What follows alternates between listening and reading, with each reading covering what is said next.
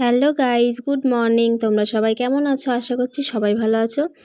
দেখো আজকে রান্না হয়েছিল এই যে চিংড়ি মাছ ভাজা করছিলাম। চিংড়ি মাছ দিয়ে করব মোচা দিয়ে, আর এদিকে করব পার্শে মাছ দিয়ে বেগুন দিয়ে ঝোল। আর ওইদিকে দেখো ছোট মাছ ভাজা করে নিয়েছিলাম। এই যে রান্নাবান্নাও কমপ্লিট হয়ে গেছে। রান্নাবান্না কমপ্লিট করে ওদের দেখো খেতে দিয়ে দেব। এবার আমিও খেয়ে নেব। এই যে রান্না কমপ্লিট হয়ে গেছে। হ্যালো গাইস, তোমরা সবাই কেমন আছো? আশা করছি সবাই ভালো আছো। অনেকদিন পরে আবার তোমাদের সামনে চলে এলাম খাবার খেতে। দেখো আজকে দুপুরের মেনু।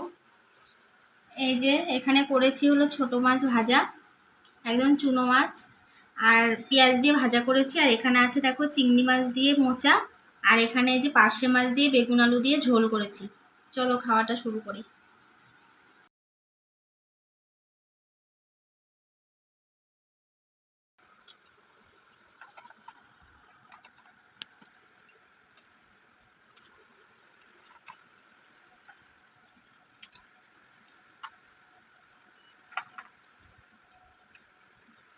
এবার খেয়ে নিচ্ছিলাম চিংড়ি মাছ আর মোচাটা দিয়ে।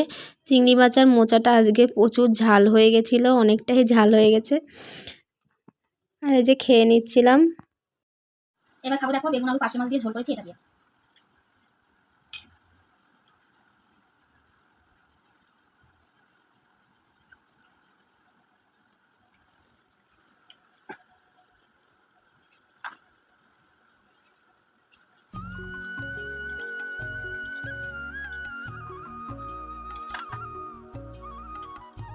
বেগুন আলু পার্শে মাছের ঝোলটা বেশ সুন্দর হয়েছিল।